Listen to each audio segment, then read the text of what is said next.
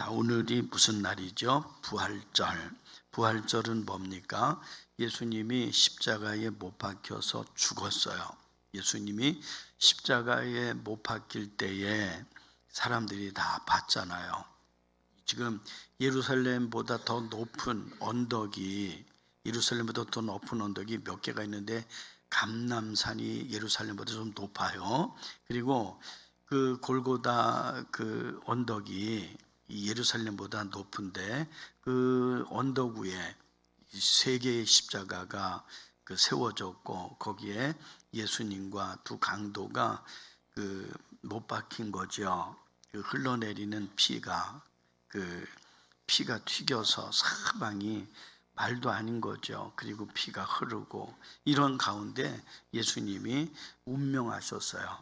십자가에 못 박혀서 죽자 아리마대 요셉이라는 그 공회원이 빌라도에게 찾아가서 장례를 치러야 된다. 내일은 유월절이기 때문에 이거 미루면 안 된다. 그래서 빌라도가 군사들에게 진짜 사망한 게 맞냐 확인해 보라 했지요.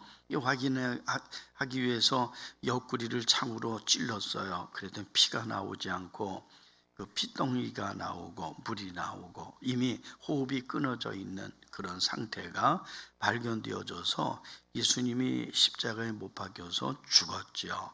그리고 나서 한 3시간 정도에 걸쳐서 거기 아리마대 요셉이 바위에 구멍을 파고 내가 죽으면 여기에 묻혀야지, 여기 들어가야지 라고 자기 자신을 위해서 만들어 놓은 새 무덤이 있었는데 아리마대 요셉이 예수님의 제자였거든요. 제자였던 아리마대 요셉이 자기가 붙이려고 자기가 죽은 다음에 자기를 위해서 만들어 놓았던 그 무덤에 예수님을 장례를 치렀어요. 장례를 치르고 세마포를 싸서 장례를 치르게 되고 그리고 또 이 빌라도와 헤롯은 거기에 무덤을 지키는 군사들을 거기에서 근무하게 했어요. 자, 그런데 이렇게 분명하게 주님이 십자가에 못 박혀 죽으셨는데 3일이 지나서 안식일이 지나고 나서 새벽에 예수님에게 향품을 발라드리려고 지난번에 예수님 장례를 치를 때 온몸에 흐르는 피덩이도 있고 이런데 세마포로 싸서 장례를 치렀다. 그러니 너무너무 마음이 아프다. 그래서 예수님을 다시 장례를 치르려고 향품을 사서 준비했던 여인들이 기다렸어요.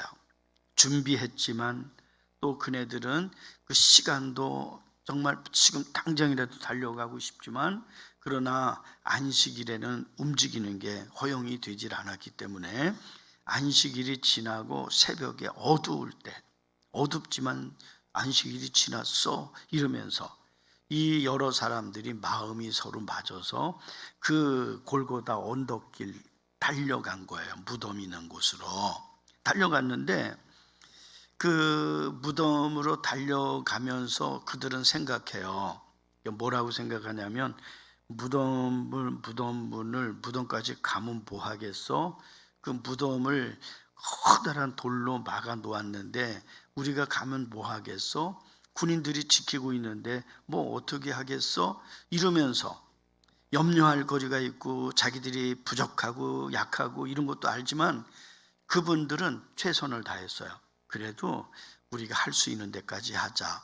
그래서 그 최선을 다해서 그 무덤가로 갔는데 놀랍게도 군인들은 온데간데 없고 사라져 버렸고 그리고 무덤이 활짝 열려 있는 거예요. 그 큰 돌문이. 그래서 깜짝 놀라서 들어가 봤더니 세마포가 거기에 예수님을 쌌던 그 세마포가 거기 그대로 피가 묻어 있는 채로 거기에 있고 그리고 예수님은 안 보였어요. 시체가 없었어요. 살아나신 거예요. 예수님이 부활하신 거예요. 빈 무덤이에요. 세상에는 무덤을 자랑해요. 이 무덤이 대리석으로 만들고 그리고 이 무덤이 지금 몇 년이 된 무덤이고 이러면서 세상에는 우리가 살고 있는 이 세상에는 무덤을 자랑해요. 예전에 월남에 가서 보니까 그 호치민인가요? 이 월남 독립하는데 그 앞장섰던 그 지도자의 무덤을 어마어마하게 커다랗게 만들어 놓고 유리관 안에다가 그 약을 써가면서 썩지 않게 보관하고 그걸 보여줘요. 거기 들어가는데 줄을 쫙 서 있어. 아, 나 이게 뭐 하는 거야? 왜 여기 이렇게 서 있는 거야?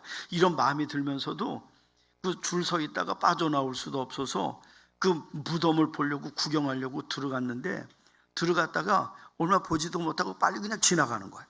별것도 아니지만. 그런데 이 베트남 사람들은 그 무덤을 자랑스럽게 여겨요. 그러니까 이런 무덤이 있느냐 이렇게 기독교인들한테 묻잖아요. 그까지 무덤이 보일 필요 있어. 무덤이 우리 빈 무덤인데 예수님 살아나셨는데 예수님이 죽음을 이긴 거야. 죽음도 예수님 앞에 꼼짝 못하는 거야. 사탄이 예수님을 공격했지만 예수님 발뒤꿈치를 물었지만 예수님이 그 머리를 박살내버린 거야. 무덤이 비어 있어요. 그래서 이 여인들은 이게 뭐가 뭔지 아마 처음이니까 잘 몰랐을 거예요. 그래서 거기 앉아서 처량하게 앉아 있는데 갑자기 찬란한 옷을 입은 두 사람이 그들 곁에 어디서 왔는지 기척도 없이 와 서더니 살아있는 사람을 어찌하여 죽은 자 가운데서 찾느냐? 그는 여기 계시지 않다. 살아나셨다. 이렇게 얘기를 하는 거예요. 그러면서 이 여인들은 그 비어있는 이 무덤을 분명히 들어갔잖아요. 이 무덤가에 가면 뭐해? 거기 커다란 돌로 막아놓고 군사들이 지키고 있는데 거기 가면 뭐하겠어? 이런 것들이 그들의 현실이었지만 그래도 예수님을 만나보고 싶은 사랑 때문에 그네들은 그 새벽에 최선을 다해서 무덤가로 갔었는데 그 무덤가에서 천사를 만났어요. 그러니까 무덤이 비어있는 것도 보고 예수님을 쌌던 그 세마포도 거기 그대로 있는 걸 보고 그러면서 이 죽은 자 가운데서 산 자를 찾느냐 이렇게 말하는 소리도 들었고 그러면서 그네들을 정신 차리게 만드는 소리가 있었어요. 그가 말씀하신 대로 이방인들에게 죽임을 당해 3일 동안 죽음 속에 있다가 3일 만에 부활하리라 살아나리라 그리고 내가 너희들보다 먼저 갈릴리로 가리라 이렇게 말씀하신 것처럼 말씀하신 대로 살아났다. 그는 믿음이 와요. 하나님의 말씀을 예수님의 말씀이 기억나니까 그 여인들이 부활했구나 살아나셨구나 내 눈으로는 보지 않았지만 이 무덤이 비어있는 것을 보면 예수님이 살아나셨구나. 그래서 제자들에게 달려가서 이 부활에 대한 이야기를 전하는 장면이 오늘 누가복음 24장에 나와 있어요. 오늘 우리가 읽은 이 말씀은 사도 바울이 고린도 교회 성도들에게 전한 말씀이에요. 이 말씀을 보면 바울은 내가 복음을 전한다. 나는 복음을 전하는 사람이다. 그런데 복음을 전하는 게 자랑스럽지가 않다. 자랑할 게 없다. 왜 당연히 내가 부득불 해야 될 일이기 때문에 내가 자랑할 일이 뭐가 있느냐.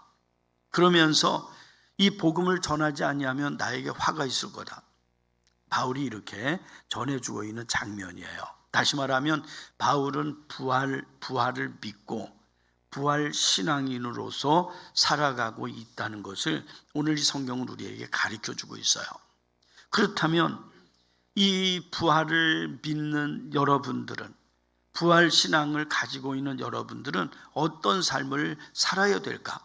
오늘 우리가 읽은 이 말씀을 통해 살펴보려고 그래요. 오늘 저녁 8시 10분에 그 KBS 방송국에서 그 방영되는 놀라운 이야기가 있어요. 지금부터 140년 전 1885년 4월 5일 날 인천 제물포항에 일본에서 많은 사람들이 배를 타고 내려요. 장사꾼도 있고 또 뭐 공무원도 있고 또 그 제물포항에 그 커다란 배에서 쏟아져 나오는 많은 사람들이 있었는데 그 가운데 키가 커다란 두 사람이 유난히 드러나 보여요. 이게 키가 커다란 이 두 사람은 누구냐면, 한 사람은 장로교 선교사고 한 사람은 감리교 선교사예요. 아펜젤로라는 사람이고, 그리고 이 언더우드라고 하는 선교사라고요. 이 두 사람이 거기 내린 거예요. 그날이 부활절이었어요. 그때 1985년도에 우리나라에는 교회가 하나밖에 없었어요. 우리 황해도의 그 소래 지방에 그 송화촌이라고 하는 송화마을, 소나무가 많이 있는 마을에 서상륜이라는 사람이 중국에서 예수 믿고 세례받고 고향 땅에 가서 복음을 전해야지. 그러면서 이 황해도 원래 평양 사람인데 고향에서는 예수 믿는 게 어려우니까 이 황해도 소래 지방으로 가서 거기에서 교회를 세워서 이렇게 예배를 드리고 있었어요. 그런데 그때 처음에 1985년 4월 5일 날 주일날이고 부활절인데, 그날 아침에 우리 한국에 그 일본에서 왔던 거대한 여객선이 제물포항에 딱 내리자 거기서 가방을 들고 두 사람이 딱 내리는 거예요. 그 사람이 바로 언더우드 선교사 그리고 아펜젤로 선교사라고요. 그 두 사람의 이야기가, 두 사람이 한국 땅에서 무엇을 했으며 어떻게 어떤 그 영향력과 어떤 결과를 가져왔는지 이 이야기를 사람이라고 하는 관점에서 그 이야기를 방영해 주고 있어요. KBS 방송국에서. 참 놀라운 일이죠. 여러분들 오늘 저녁에 오늘 아마 시청을 하고, 그리고 하나님이 우리를 사랑하시는데 이렇게 엄청나게 사랑하셨구나. 언더우드 아펜젤로 선교사가 저럴 수 있었다면 나는 어떻게 살아야 될까? 이것을 오늘 우리는 한번 생각해 봐야 될 것입니다. 여러분, 1872년도 그때 세계 열강이 우리 한국 땅 주변으로 사람들이 이 프랑스, 영국, 또 미국 이런 나라들이 계속 몰려오고 있었는데, 그때 안 좋은 경험을 갖고 있었던 실력자인 대원군이 쇄국 정책을 발표하게 되어져요. 그러니까 이 지금 1872년도에 전국에다가 명령을 내려서 지도를 만들어서 보고해라. 그래서 459장의 지도가 만들어져요. 그러니까 파주 땅, 또 아니면은 적성 땅, 이렇게 해서 459장의 지도가 만들어지는데, 그때 화가들이 이 그림을 그리면서 지도를 만들었는데, 이게 문화적 힘이 그 당시에도 우리나라에 있었다는 것을 은연중에 증명하고 있는 것이죠. 그런 가운데 쇄국 정책을 통해서 나라의 지도를 만들고, 그리고 또 이제 어떤 그 경계 태세를 굉장히 강력하게 한 그 가운데 두 사람의 선교사들이, 원래 이분들은 일본에 와서 복음을 전하기로 작정하고 그렇게 기도하고 그렇게 준비하고 일본에 왔던 그네들이 생전 들어보지도 못한 조선이란 나라에 대한 이야기를 듣고 우리나라로 오게 된 거예요. 이 두 사람이 한국 땅에 와서 뭐 했겠어요? 이 두 사람은 두 가지를 가지고 왔어요. 하나는 복음이고 하나는 복음적인 삶을 가지고 왔어요. 오늘 이 두 사람이 가방에 들고 왔던 것은, 그리고 그 사람들이 가지고 왔던 그것은 복음하고 복음적인 삶, 자기의 삶이 바로 이분들이 가지고 온 것인데, 그 가지고 왔던 그네들은 한국 땅을 변화시키기 시작했어요. 왜냐하면 그때 1985년도, 지금부터 140년 전에 우리 한국 땅에는 계급이 있었어요. 사람들이 다 사람이 아니에요. 존경받고 존중받고 중요하게 여기고 큰 소리 치고 이런 사람들이 있었어요. 양반들이고 또 이제 어떤 대감이고 이런 또 집안에 어떤 그 족보가 있는 이런 가정들이 있었어요. 근데 그렇지 않고 오늘 거의 대부분의 사람들이지요. 대부분의 사람들은 신분이 낮았어요. 특별히 기술을 갖고 있는 사람들은 그 좋은 그 사람이 아니에요. 정말 신발도 만들고 또 농사도 짓고 이런 사람들이 대접을 받는 그런 세상이 아니었어요. 이 사람을 볼 때 그 옷을 보거나 또 사람들의 어떤 말투를 보거나 이런 걸 통해서 사람을 차별했어요. 그다음에 성차별이 심했어요. 남성하고 여성은 하늘과 땅이었어요. 그때 우리나라에 암탉이 울면 집안이 시끄러워진다. 이런 속담들이 너무 많았어요.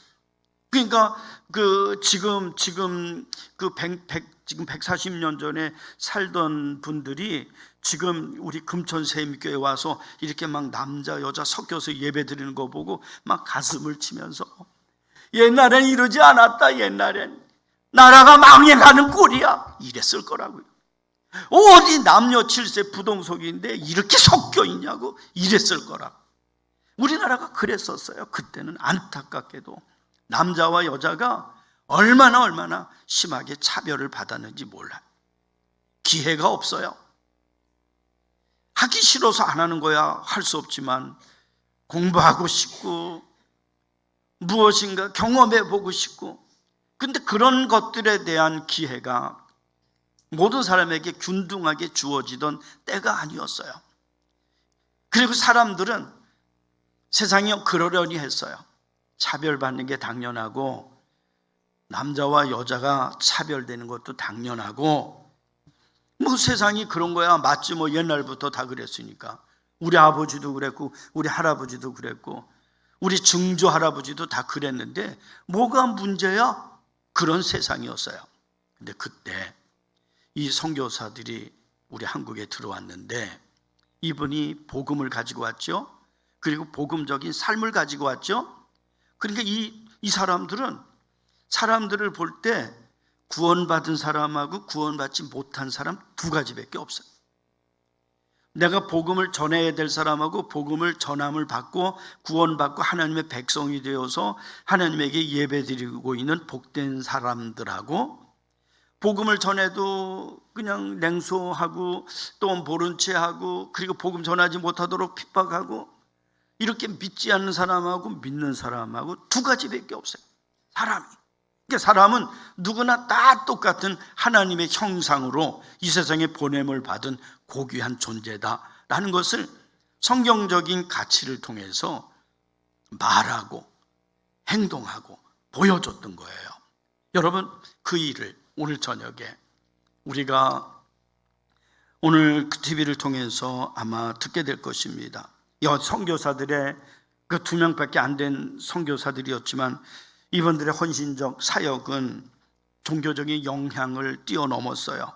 그래서 교육 또 그다음에 의료 다양한 분야에 평등한 기회를 제공하기 시작했어요. 이게 점진적으로 우리 사회의 변화를 이끌었어요. 우리 사회가 100년, 200년, 1000년 동안 끔찍하지 않았던 이 땅의 사회의 변화가 구조가 변화되기 시작했어요. 복음 때문에. 이 복음으로 구원을 받은 성도들이 일제강점기에 독립의식을 가져요. 성경을 읽고 이스라엘 백성들이 애굽에서 고난당하고 이런 이야기들을 성경을 통해 예배를 통해 설교를 통해 알게 되면서 우리나라가 일본에게 식민지화 되어 있는 이 일은 이건 있을 수가 없는 일이다. 이런 생각 가지고 기도하기 시작해요. 모여서 기도해요. 하나님, 대한민국이 독립되게 해주세요. 일본이 물러가게 해주세요. 이 교회 속에서 일어나게 된 거예요. 6.25 전쟁 또 민주화 운동 산업화를 거치면서 오늘날 대한민국의 기틀을 세우게 된 것이 바로 1885년 4월 9일 지금부터 140년 전 한국 땅에 복음이 들어오게 되므로 일어나기 시작한 일이다라는 것이 부인할 수 없는 역사적 사실이다. 그래서 우리는 역사를 기억해야 돼요. 역사는 기억투쟁이라는 말이 있어요.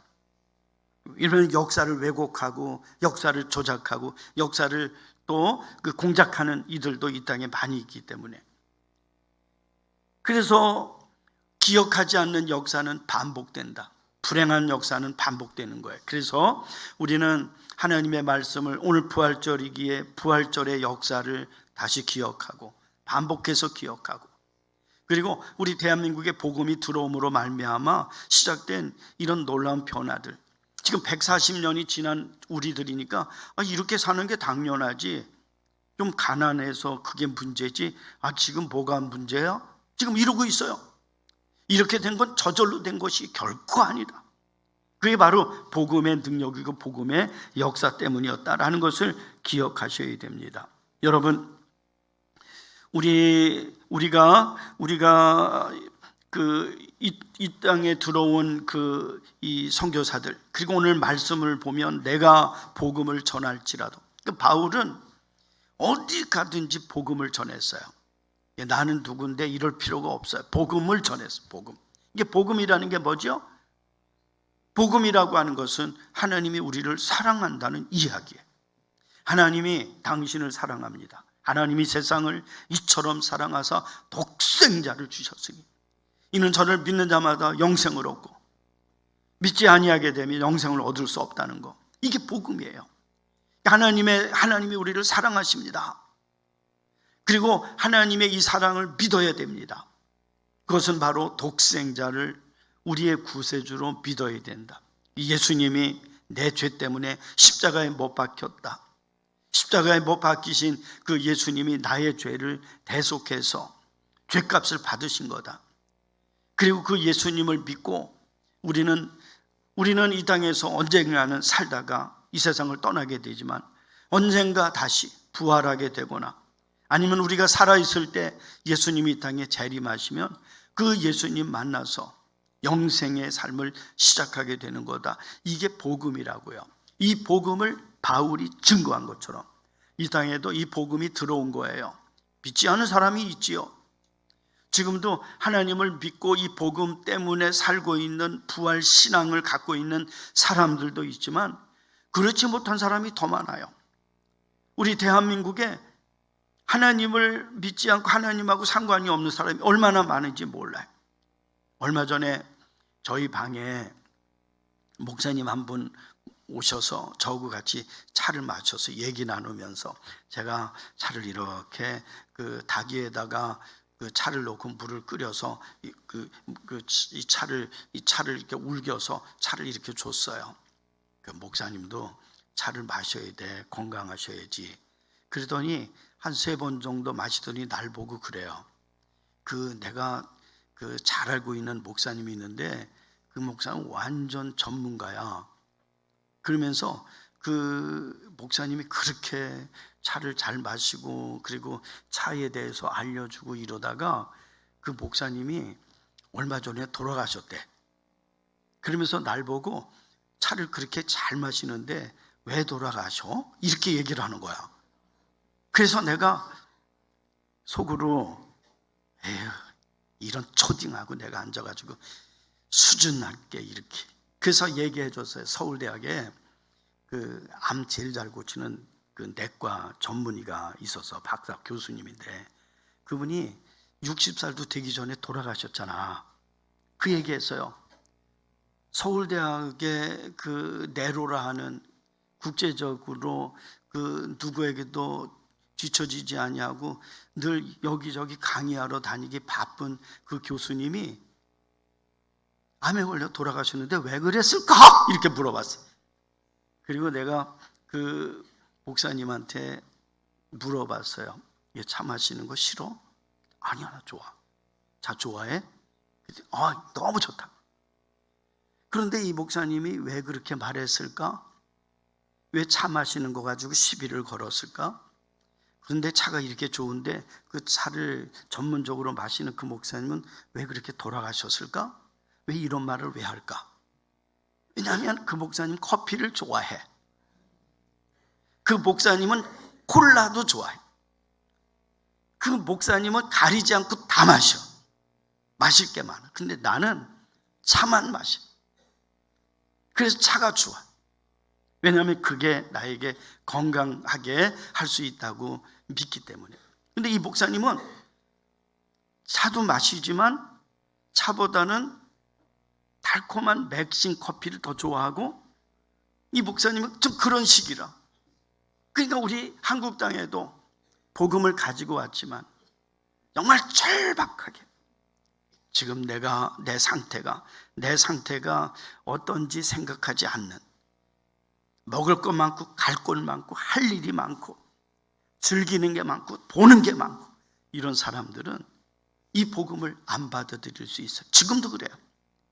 그런데 여기 있는 여러분들은 하나님의 은혜로 예수가 아니면 난 살 수가 없어, 이렇게 돼서 여러분들이 예수 믿는 거예요. 지금도 대한민국에는 너무나도 많은 사람들이 예수가 필요 없어요. 복음이 필요 없어. 하나님의 사랑, 나 그런 거 필요 없어. 나 사랑 많이 받아요. 이런 사람들이 이 땅에 많이 있어요. 그런데 140년 전에 우리 한국 땅에는 하나님의 사랑이라는 말 때문에 눈물을 흘리고, 하나님이 나를 사랑하십니다. 나 선교사는 하나님이 사랑해서 여기까지 왔습니다. 여러분들도 하나님이 사랑하십니다. 이렇게 얘기하니까 사랑에 굶주려 있던 사람들이 그때 예수님을 영접하고, 예수님을 영접한 그 사람들은 구원받고 삶이 달라지기 시작했고, 그리고 삶이 달라지기 시작한 그 결과 140년이 지난 지금 대한민국은 이렇게 달라져 있는 거예요. 일본은 복음이 우리보다 먼저 들어갔잖아요. 그러니까 언더우드 선교사와 아펜젤로 선교사가 우리 땅에 왔잖아요. 근데 만약에 거기 일본에 있었어 봐요. 일본이 어떻게 지금 달라졌을지도 몰라요. 사랑하는 성도 여러분, 복음을 증거해서 바울은 내가 복음을 전합니다. 나는 부활 신앙으로 예수님이 그 나의 죄 때문에 십자가에 죽으셨고, 그리고 3일 만에 부활하셨고, 그리고 그 사실은 부활의 첫 열매이기에 나에게도 그 부활이 있다는 걸 믿습니다. 이렇게 믿고 있는 바울은 자기 자신이 복음을 전하는 자다라고 얘기하고 있어요. 복음을 전하지 않게 되면 나에게 화가 있을 거다, 직무유기다, 이렇게 얘기하고 있어요. 그리고 이것은 자랑거리가 아니다, 당연한 일이다 라고 말하는 장면이 오늘 본문에 나타나고 있어요. 사랑하는 성도 여러분, 그렇다면 여러분들은 예수님이 부활하셨고, 그 부활은 저와 여러분들의 것이고 우리들도 부활하게 되어져요. 우리들도 이 땅에서 언젠가는 세상을 떠나게 되지만 다시 주님 앞에 우리가 주님을 만나고, 우리 주님이 정해진 그 어느 날 예수님이 이 땅에 다시 오시게 될 그때 우리 모두 다 부활하게 될 거예요. 부활하게 되어졌을 때 여러분들이 서로 쳐다보면서 이렇게 이쁜 걸 몰랐어, 이렇게 놀라지나 말어. 근데 이렇게 예수님께서 우리에게 이런 놀라운 부활 신앙을 주셨으니 이제 우리가 해야 될 일이 뭘까? 그것은 바로 자기 고향 땅을 떠나서 일본으로 왔다가 일본에서 우리 한국의 그 조선 사람들의 형편을 바라보면서 여기 복음이 없어, 저기 가야 돼. 그러면서 오늘 140년 전에 이 땅에 찾아와서 고생을 하면서 복음을 전하고 선교 사역을 감당했던 언더우드, 아펜젤로 선교사들처럼 우리들도 복음을 전해야 돼요. 바울도 복음을 전했어요. 그렇다면 오늘 예배 드리고 있는 저와 여러분들이 복음을 전하는 그 일을 어떻게 감당할 건가? 오늘 제가 아침에 예배당에 오면서 가방 들고 오다가 거기 그 24층에 있는 그 자매를 만났어요. 그래서 반갑게 인사하고 어디 이렇게 일찍 나가시냐. 그리고 감빵을 2개를 줬어. 2봉지. 그 여러분들 전도 감빵 있잖아요. 그럼 무거워도 가방에 놓고 다녀야 돼. 그러니까 이걸 딱 드렸어. 그랬더니 안 받으려고 그래요. 됐어요. 이렇게. 맛있어요. 줬어. 그랬더니 이분이 날 보고 받으면서 아유, 마침 밭에 가는데 잘 됐네 이러더라. 감빵 먹으면서 하나님의 사랑을 좀 깨달으라고. 우리 복음을 전해야지. 우리 얼마 전에는 우리 앞집 그 젊은 부부인데 애셋 아빠 엄마인데 지난 주일날 만났어요. 아파트 엘리베이터에서 만났어요. 두 사람이 조금 약간 마셨어. 주일날이니까 외식한 거예요. 외식한 그분들한테 제가 건강해야지 이렇게 얘기했어요. 젊은이니까. 그랬더니 그분들이 날 보고 얘기해요. 꼭 우리 아버님 어머님 같아요 하고 우리한테 이렇게 얘기하더라고. 막 지켜주는 거야. 그래서 기분이 나쁘진 않았어요. 그러더니 헤어질 때 날 보고 그러더라고. 목사님, 한 번도 교회 가본 적은 없지만 언젠간 갈 거예요 그러더라고. 그래서 고맙다고. 복음을 증거하는 삶이 항상 우리에게 주어진 책무다라는 걸 믿으셔야 돼요. 그렇다면 어떻게 전할까? 바울은 오늘 우리가 고린도전서 9장을 통해서 바울은 누구에게 이 말을 하는가? 내가 복음을 전할지라도 자랑할 것이 없으면 내가 부득불 할림이라. 만일 복음을 전하지 아니하면 내게 화가 있을 것이로다. 이 말을 들은 사람이 누구예요? 고린도 교회예요. 고린도 교회. 그러니까 바울은 나는 가는 선교사다. 나는 현장으로 달려가서 거기에서 복음을 전하는 그런 선교사다. 그런 나를 복음을 전할 수 있도록 여러분들이 기도해 줘야 되고 고린도 교회 여러분들이 나를 위해서 선교 헌금을 해줘야 된다. 이 얘기예요. 그렇다면 이 부활절 아침 오늘 부활 신앙을 갖고 사는 저와 여러분들은 어떻게 해야 될까? 우리가 복음을 전하는데 어떻게 복음을 전할까? 가면 돼요. 어디든지 나가면 돼요. 만나는 사람한테 복음을 전하면 되어져요. 그렇게 할 수도 있지만 우리가 보낸 우리 여러 선교사님들, 주보에 나와 있는 우리 여러 선교 지역들, 이 선교 지역들을 생각하고 거기 소속되어 있으니까 그 소속되어져 있는 여러분들의 선교지에다가 헌금을 드리면 돼요. 그럼 보내는 거야. 그리고 기도해 줘야 돼. 이 복음의 역사, 복음을 전하는 이 역사, 한국 땅에 140년 전에 두 사람이 한국 땅에 들어왔어요. 그리고 오늘 이제 방영해요. 준비를 많이 했겠죠. 그 사람들이, 그 선교사들이 한국 땅에 와서 한국에 있는 것들을 보게 된 시선들을 우리에게 설명해 주는데 사람들을 소중하게 여겨요. 모든 사람들을. 너무나도 귀한 하나님의 형상들이고 하나님이 주신 잠재된 능력으로 가득 채워져 있는, 뭔가 좀 배우게 되고 또 뭔가 노력하게 되어지면 이 지구를 갖다가 뒤흔들 만큼 엄청난 사람들이라는 걸 알고 그네들에게 하나님의 사랑을 보여줬어요. 그것이 오늘 우리 대한민국이 이렇게 된 거예요. 물론 다른 생각하는 분들도 많이 있어요. 내가 노력했다고, 우리 집안이 얼마나 힘썼는지 모른다고, 이런 사람들도 있어요. 그런데 복음의 역사는, 바울은 이 복음을 증거하면서 자랑하지 않았어요. 이제는 그 일을 누가 해야 되느냐? 우리가 해야 된다.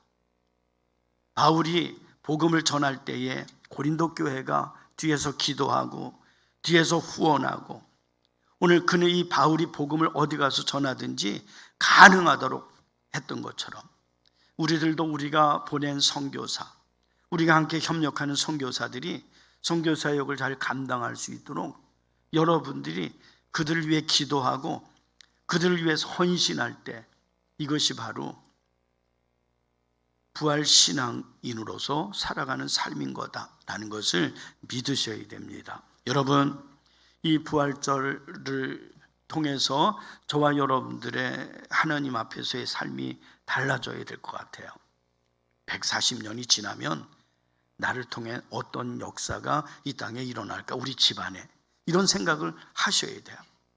오늘 우리가 읽은 이 말씀에서처럼 바울이 내가 복음을 전할지라도 난 복음을 전하는 사람이다. 자랑할 것이 없다. 할 일이다. 만일 내가 이 복음을 전하지 아니하면 나에게 화가 있을 거다 라고 각오한 것처럼 우리들도 복음적 삶을 갖고 복음을 증거하는 이런 저와 여러분들이 다 되셔야 됩니다. 찬송합니다.